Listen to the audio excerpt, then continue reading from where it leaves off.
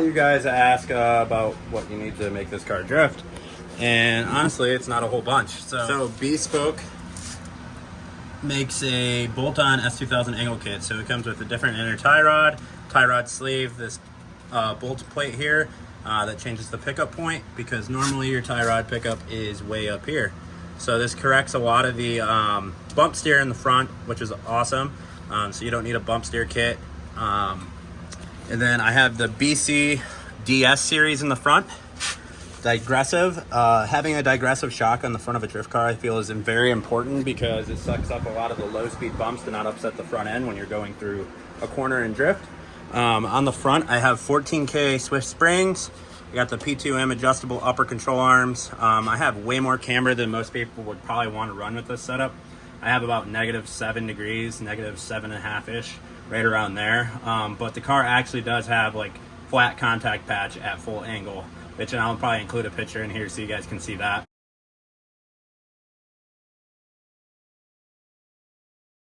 But I would like to have more camber out of it personally, or less camber in the car, just because it is a little excessive kind of.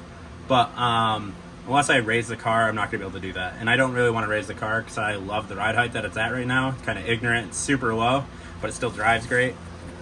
Wheel specs, a lot of people ask about this because with the angle kit, it gets a little weird. So I have these J's Racing fenders, which are 30 mil wider. I run a +15 spacer, and these are 18x8 +30. So it equals out to an 18x8 +15 is what the wheel specs would be technically, with the spacer on there.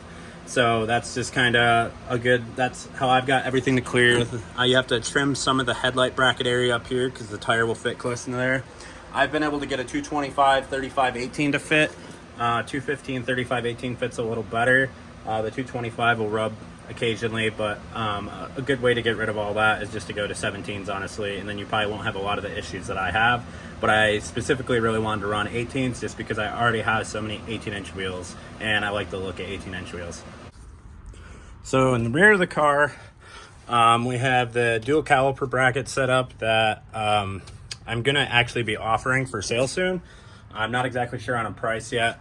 So this dual caliper bracket, I had a buddy of mine, he made a CAD file, and we're gonna actually start manufacturing these brackets.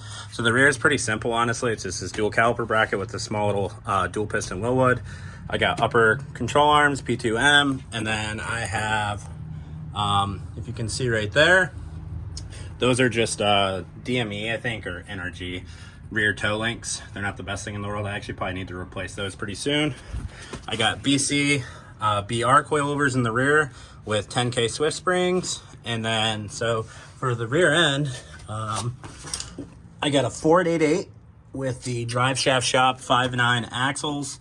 And it has the hub upgrade, because for the bigger axles from Drive Shaft Shop, you have to do 31 spline hubs, and the axles themselves also are 31 spline. So you have to get custom hubs machined for these axles to run the bigger ones. Probably overkill, but the car used to be a drag car and make 1,000 horsepower, so it was needed then, and I didn't want to have to worry about breaking axles. Stock rear AP2 sway bar, AP2 rear subframe, stock brakes, lower control arms, stock. Mostly everything else is stock. Everything in the back is really pretty simple, to be honest. Dual caliper bracket's pretty much the main thing to note from the rear suspension settings. Another thing to kind of note about rear suspension, alignment settings, I don't have anything too crazy going on. I have the back pretty much zeroed out.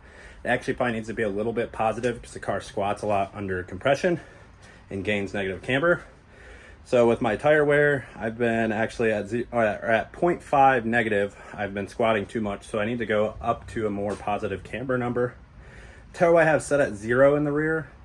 I want to start to learn to drive the car loose first. Now I'm ready to add some toe in. It could use some side bite, and I'm gonna probably do that here pretty soon. Moving on to the motor setup. So it's turbo F20, sleeve block from Inline Pro. I have the Inline Pro rods. I have off-the-shelf CP pistons. I've also ran the custom CP pistons that Inline Pro offers. Like I said, this motor was previously a drag motor that made 1,000 horsepower, so the motor is pretty overbuilt for what I'm doing. The car actually makes about 498 wheel horsepower on 18 pounds of boost. Turbo is a Pulsar GTX 3076R Gen 2. Tile, actually this is a Chile. This is a Chinese wastegate that I've had on this car for 3 or 4 years now and had no issues. I put a real tile diaphragm in it because I ripped the diaphragm at one point putting new springs in it. And then also a China blow-off valve, or Chile, whatever you want to call it. I have the cross member cut out of my car, which I need to connect these frame rails so if I ever get in a collision again, it doesn't separate. Amazon catch can, fuel lab regulator, very important for keeping the car fueled correctly. Link sensors everywhere, fuel pressure sensors. I got a Cam Lambda link over there for wideband. Also have Bosch 2200cc injectors.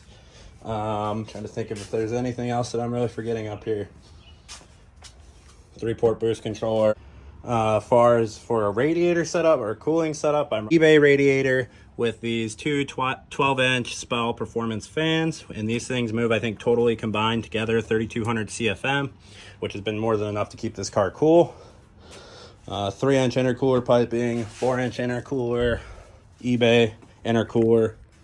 I mean, that's pretty much it, man. This thing's honestly a pretty simple car. I know one thing. Everybody always asks me this too all the time. And what do you do with the power steering rack? So I run a stock electric power steering rack. But the reasoning, everybody says the steering rack can't work good or it doesn't feel good. The steering rack will work good. You just need to get rid of the variable assist on the S2000. So factory, they have a variable assist, whereas the faster you go, the easier it is to turn the wheel. So what you need to do is either you could, if you don't have a standalone ECU like I do, I have a link that controls it and I could actually operate it like factory or alter the settings with frequencies with auxiliary outputs and PWMs. But you can make this go into default mode, which will make it have constant assist while you're driving and it won't ever change with speed. The way I have it set up in the link is, like I said, I use 2 different aux outputs for attack and a speed signal, and I send a PWM signal to the actual EPS controller itself, and I can alter it. So I can make it easier and stay consistent at an easier rate, or harder and make it stay consistent without changing variably. So I have kind of played around with some of the settings. The first setting I threw on it I like the most, so that's the setting I've kind of sticked with the whole time. So we'll go to the inside. Got a Link standalone ECU, goes inside the factory case up inside here. Right now I have a Grip Royal steering wheel in here. I usually have a fiber spoke. Andrew's actually about to work on a custom fiber spoke steering wheel for me, but my old fiber spoke was kind of too far for drifting with my positioning. I have a AIM Link MXS 5-inch dash, Drift HQ handbrake. Sorry, I have the center console pulled out of here because I was taking a video for somebody. IRP shifter, which brings me to another thing. So my actual trans is a BMW ZF 5-speed trans, and I'm using the Inline Pro adapter plate kit, clutch kit, everything from them. I just don't use the shifter because I didn't like the Gradistic shifter personally. So I run IRP, which makes a world of difference. Also got the Recaro pull positions in here. Gotta have the Cheetah because, you know, I'm the Cheetah man. DSSR is just a put together one, not one you can really buy off the internet. I'm trying to think if there's anything else I'm forgetting. Oh yeah, there's a bunch of stuff in the trunk I can show you guys. Hold on one second. So in the trunk, we gotta have the bumps, man. I love having speakers and music in drift cars. So I put a 12-inch sub in here. Again, one of the most important parts of this build is Fuel Lab surge tank, which has a built-in brushless pump. So the pump's actually built into the surge tank, and then I have a lift pump inside the stock tank, which you could do inside the factory hangar. But this is crucial for making sure the car does not blow up. This surge tank can literally pretty much run this factory fuel tank dry without having to worry about fuel slosh and possibly leaning your car out going through a corner because you're low on fuel. I've had this car down to about 3 gallons of gas in it. I had to add 7 gallons in gas cans, and the car still didn't even feel slosh, which is a nice feeling knowing that I have more than enough protection with this, and it also will put out tons of power. So like this pump's good for almost up to, I think, 800 or 900 wheel horsepower on E85, which is more than enough for what I'll probably ever be doing in this car. Made this custom little amp mount. Wiring's pretty ugly back here, and you can see the previous color of the car. So I painted this car in my garage. It's an OEM Honda color. It's called Midori Green. I painted the door jambs and everything in here. So I also have just a little touch, is this little, it looks like a factory button, but it's not. It's to control the fog lights on this spoon bumper, which is actually a Shine replica bumper, but for the price, I didn't want to destroy a brand new spoon bumper, so I got a Shine bumper. Got the fog lights in here, which a lot of people don't know, which are actually Mazda Tribute headlight or fog lights, and those bolt pretty much right in if you make your own brackets, which I have a friend who makes brackets, so if you need brackets for the spoon fog or bumper, hit me up and I can get you some brackets made. I also made these plexiglass covers myself from Menards with some plexiglass because it was much cheaper than paying $150 from Shine to buy the fog light covers, which I feel is insane.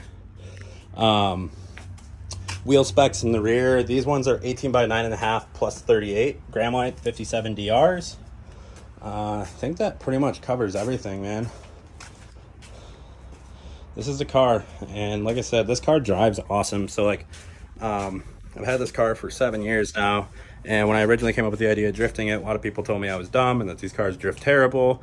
But honestly, transitioning from the E46, which has kind of just been sitting since I finished building this car or revising it, this car drives awesome. It transitions a lot quicker than my E46. It's definitely a little snappier, and you have to be a little bit more careful with it.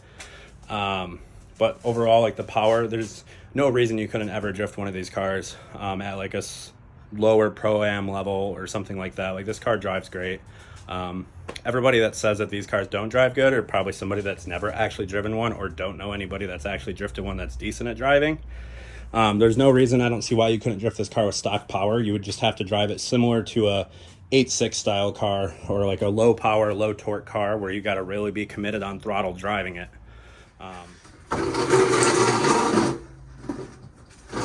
So it's time to sit down and have a little talk. So I didn't film any of this, which hopefully you guys aren't mad, but can understand. So at Brew City Banger, midway through the day, the catch can filled up, overfilled, and then I started having a smoking at idling issue, and I was unsure what it was. Catch can kept filling up, or at least so I thought. I got the car home from Brew City, I compression tested it. It was down 20 psi in one hole, which isn't terrible, but isn't great either. I didn't really think it was a piston issue or a ring issue. I figured since I was riding on the limiter all day long at Brew City that it probably had something to do with valves. And I ended up just making the decision. I had some friends push me to do this because I was originally just going to drive it, and I'm glad I didn't because I would have probably dropped a valve. But I pulled the whole motor out, disassembled it. All my exhaust valve guides had a dumb amount of play in them, and I wish I videoed so I could show you guys that. But they were OEM exhaust valve guides that had 180,000 miles on them, and I'm sure at Brew City Banger I got them extremely hot and they weren't happy. So I overnighted some parts. I got some pistons.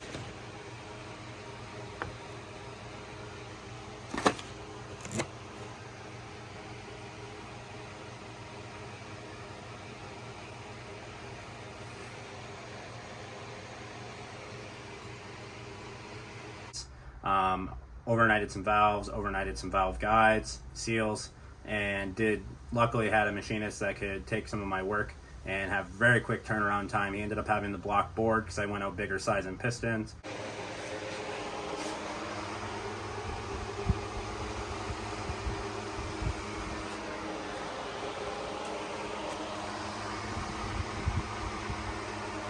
I went to an 87.5. Because previously, when I put the motor back together from last year, I had a scuff in one of the bores that wasn't the greatest, but we honed it and figured it'd be fine for a while, which that actually wasn't the bore that was down 20 psi on compression. So I think that number 2, which was the hole that was down, the exhaust valve guides in that, when I filled them with water with the head on the side of the table, were pretty much streaming out of them. So I'm thinking that's possibly where my compression was being lost. So I ended up having the block board, went to 87.5 CP off the shelf piston because it was what I could get right away and could get a great deal on. Then I ended up doing Ferrera valve guides and got a new set of exhaust valves from my friend Danny over in Canada, DM Performance. He's S2000 specific shop. He does really awesome S2000 work. You guys should go check him out on Instagram, Facebook. He does really awesome work and he knows S2000s in and out. Inline Pro sent me a new pilot bushing because these don't use a bearing with the adapter plate kit. So he got me a couple brass bushings sent over here, overnighted. Big shout out to John at Inline Pro for that. And then big shout out to my man, Andy McPherson at A-Star Fabrication for allowing me to always bring my motor there, use his jet wash, use his tools. Took the motor there, disassembled everything, cleaned it all up. He actually assembles my bottom ends for me.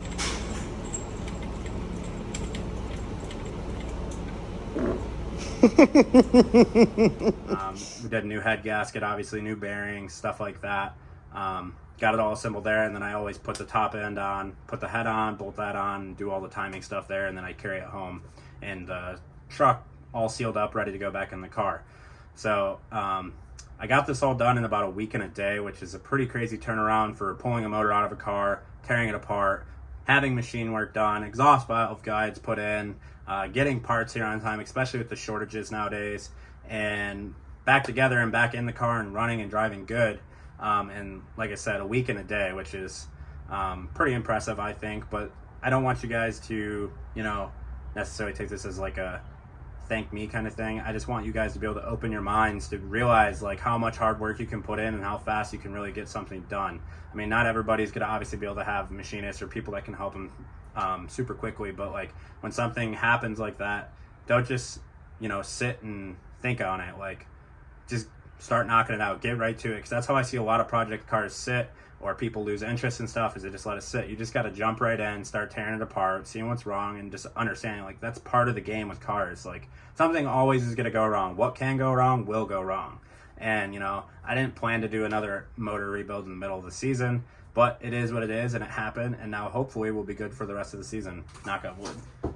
But yeah, I just wanted to give you guys kind of an update on that. That's kind of why I've been not posting for the last week, because I was just so tied up in getting this motor done, staying up super late, putting in a lot of time on it to get it done so I could drive at the private day that we're going to be in the next video, which will be the Riverside Link ECU Summer Bash 50K shootout, highest payout in drifting history. First place is $25,000, and there's going to be a lot of awesome drivers there. But we have a private day. We'll be driving with Dave Egan, Jimmy Oaks, Adam LZ. A bunch of cool people will be coming out for the private day, so you guys will get to see some footage of that. And I appreciate you guys watching my videos. If you want to support, please like, subscribe, share this. Like, anything helps. Doing these videos, sometimes it feels pointless, but I enjoy it. Sometimes I would rather just get stuff done, but I try to film all of it because it's cool to look back on, and it gives you guys a little bit of insight on what I do over here actually, instead of just thinking the car magically shows up done and ready to go and nothing ever breaks, because that's just not how it goes. So again, big shout out to you guys for watching these. You guys definitely help motivate me as well. So have a good one. I'll see you guys soon, and the next video will be drifting. So take it easy.